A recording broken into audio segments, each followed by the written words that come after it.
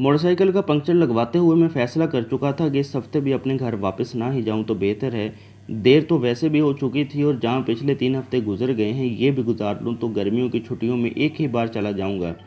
इसी सोच विचार में रोड पर खड़े मैंने 16 साल के एक नौजवान को अपनी तरफ मुतवज्जे पाया। वो अजीब सवालिया नज़रों से मेरी जानिब देख रहा था, जैसे कोई बात करना चाह रहा हो लेकिन रश की वजह से नहीं कर पा रहा था। जब पंक्चर लग गया तो मैंने दुकानदार को 1000 रुपये का नोट दिया। इसने 100 रुपये काट कर मुझे बाकी वापस कर दिए।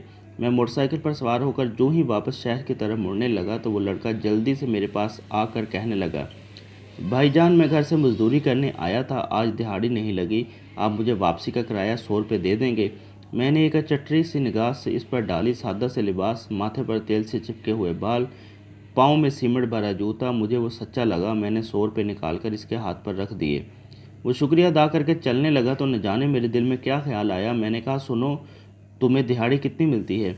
इसके जवाब देने से पहले ही मैंने बाकी के 800 रुपये भी इसकी तरफ बढ़ा दिए।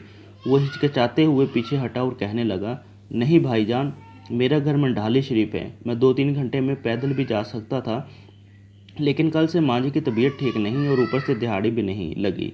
सोचा आज जल्दी जाकर माँ जी की खिदमत कर लूँगा। मैंने कहा, अच्छा ये पैसे ले लो, माँ जी की दवाई ले जाना। वो कहने लगा, दवाई तो मैं कल ही ले गया था, आज सारा दिन माँ जी के पास रहूँगा तो वो खुद ही ठीक हो जाएंगी। माएँ दवाई से कहाँ ठीक होती हैं बाबूजी। मैंने हैरान होकर पूछा, तुम्हारा नाम क्या है? इतने में इसकी बस भी आ गई। वो बस की तरफ छत पर लपक कर चढ़ गया और मेरी तरफ मुस्कुराते हुए ज़ोर से बोला, गुल्लू।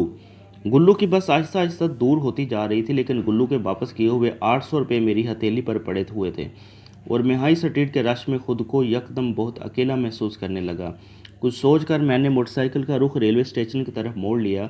मोटरसाइकिल को स्टैंड पर खड़ा करके टोकन लिया और टिकट घर से 700 रुपये में खाने वाले का टिकट लेकर गाड़ी के इंतज़ार में बेंच पर बैठ गया। कब गाड़ी आई, कैसे सवार हुआ, कुछ खबर नहीं। खानेवाल स्टेशन पर उतरकर फाटक से कबीरवाला की वैन पर सवार हुआ। आखिरी बचे हुए 100 रुपये किराया अदा करके जब शाम ढले अपने घर के दरवाजे से अंदर दाखिल हुआ तो सामने सेहन में चारपाई पर अम्मी जान सर पर कपड़ा बांधे नीम दराज थीं। मेरा बड़ा भाई दवाई का चम्मच भरकर इन्हें पिला रहा था। मुझे देखते ही अम्मी जान उठकर खड़ी हुई और ऊंची आवाज़ में कहने लगी, मेरा पुत्र खैर से घर आ गया है, अब मैं बिल्कुल ठीक हूँ। मैं आंखों में आंसू भरते हुए दौड़कर इनके सीने से जा लगा। बस के गेट में खड़े गुल्लू का मुस्कुराता हुआ चेहरा यकदम मेरी आंखों के सामने आ गया और मैं समझ गया कि इसने मुझे 800 रुपये क्यों वापस किए थे। वालदैन की जान अपने बच्चों में होती है, इस बात का ख्याल रखा करें। वालदैन का कोई नेमल बदल नहीं। अगर आप इन्हें कुछ दे नहीं सकते तो खैर है, लेकिन इन्हें अपनी ज़िंदगी में से वो कीमती वक्त ज़रूर दें जिनसे इन्हें एहसास हो कि वो आपके लिए इंतहाई अहम है। माँ बाप को आपके पैसों की नहीं, आपकी भेजी दवाओं की ज़रूरत नहीं, आपकी ज़रूरत होती है। उम्मीद करता हूँ आपको ये वीडियो ज़रूर पसंद आई होगी और आप इसको अपने दोस्तों के साथ भी ज़रूर शेयर करेंगे। अल्लाह पाक मेरा और आप सबका हामी व नासिर हो। अल्लाह हाफिज़।